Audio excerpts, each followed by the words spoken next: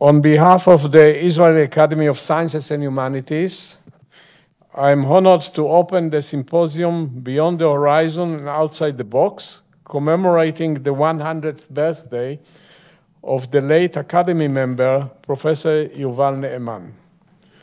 Professor Ne'eman left us 20 years ago, and his absence is especially deeply felt during the current painful period in which kakistocracy takes over Israeli culture.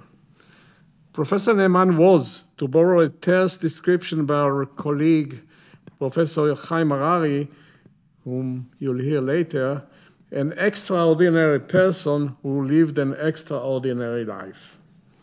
He was born on May 14th, 1925 in Tel Aviv, to a family that had arrived in the 19th century in that part of the Ottoman Empire, which would later become Israel.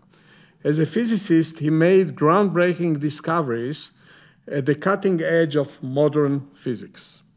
But he was also a top influential military figure, diplomat, political leader, and statesman who exerted across all spheres of his activity profound and enduring influence on Israeli society in general and on science in particular.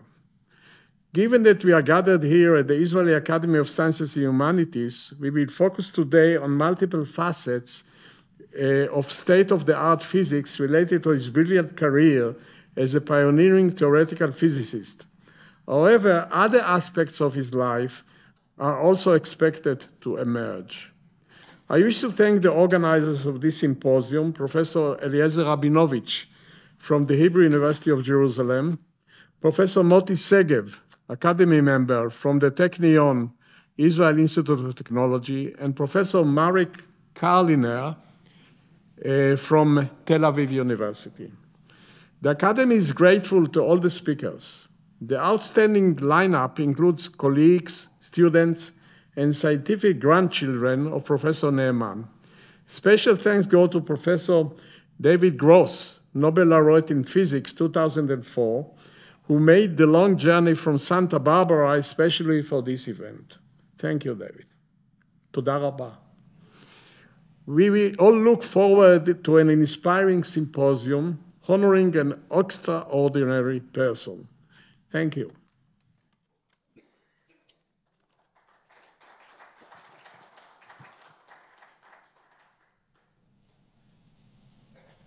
Thank you, Yadin. It's here. Okay. So, welcome, Bruchim Habayim. I will cut the formalities short and go to a short presentation in which I will try to tell stories about Yuval. To Yuval, it was very important that the stories he knew about and he told go on from generation to generation.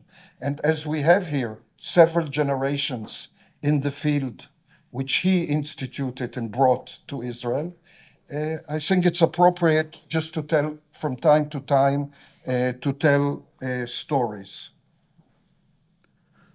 Okay, so where do I get this here? Okay, so first, Yuval, as I said, was very important for him that stories be told. So he arranged that there is a biography in his name, and the biography is called Soldier, Scientist, and Statesman. Now, we here will concentrate mainly on the science, and this is the discovery he made of the omega minus. I remember being, I think, in high school, I heard when it happened, it was covered in at least Haaretz at the time. I used to read Haaretz, and also on the media.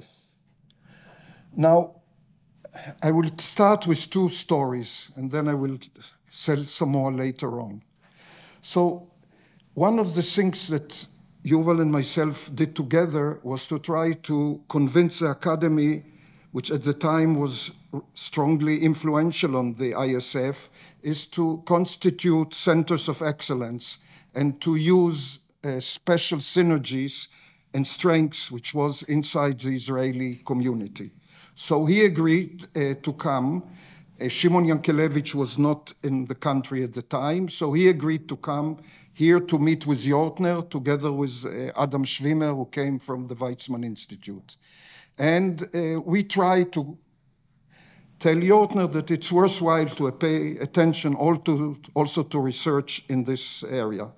And one of the things Yuval told there, he said that based, and he knew exactly, on the 1911 edition of Encyclopedia Britannica, I'm sure all of you remember exactly which editions you extracted the information from. There is a story which tells that after Democritus did his postdoc, he was very rich, so he could go around. He did his postdoc in many centers of knowledge around the Mediterranean Sea. And when he came back, he was impoverished. So he said the citizens of Abdera gave 500 talents to him as a first ever established scientific grant for research. And he calculated that this is worth and was worth between $500 million and $1.5 billion of today. So I invite you to look at Google again and try to extract what is the exact thing. But in any case, you should all remember, even if you come from fields which are not particle physics, Yadin, for example, that the first grant was very highly appreciated and given in particle physics. I listened with total admiration. But like I tried yesterday, I don't like to rely on people. So I went to the Encyclopedia Britannica, found the edition, it was before Google, and read. And it turned out Yuval told the story, but half of it. Because the other part, which is written there, is that this is one version. And the other version is that actually he was regarded as insane by the citizens of Abdera, and they tried probably to hospitalize him at the best possible institute available then. So this detail he forgot. Okay, then, where did it go next? Okay, then after that, I had another encounter, an encounter which is very important for the language in which this conference is held. It should have been held in Hebrew. And I'm going to demonstrate this. And already I told Yuval that I can't totally rely on him. So this time he gave me the full documents. He sent them through his loyal secretary, Matilda, which would do all these things for him.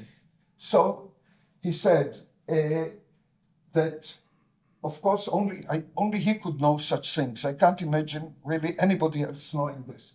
He says, I'm sending you an authentic piece of the English translation of a book of the, let's call it, the military advisors that France sent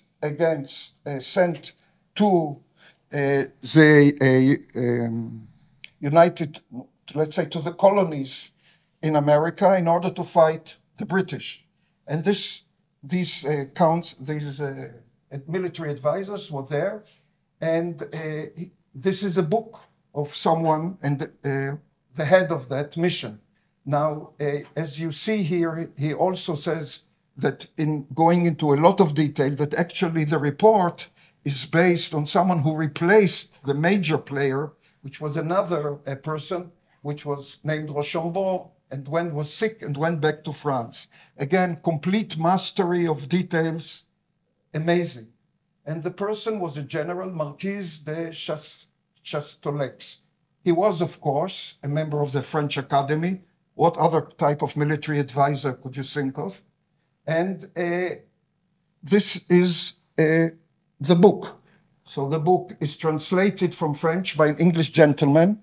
I don't know if we use today, if that would be good enough for giving credit for a translation, but it was at least, and he lived in America. And in here, he says that Hebrew should be substituted. These are S's. You have to get used to S's for the English.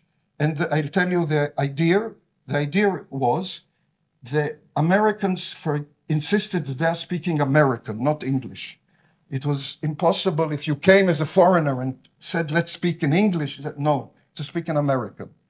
The problem was you can't fight your enemy if you know the same language. Therefore, you must find a different language. And this was their logic.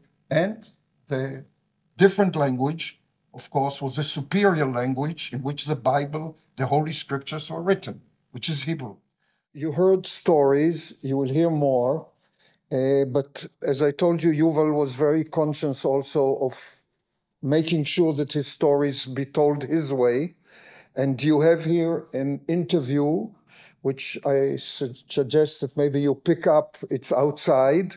Again, this is thanks to Istvan Hargittai, and it's very, very interesting to read. I highly recommend to give it a try, so please look at it.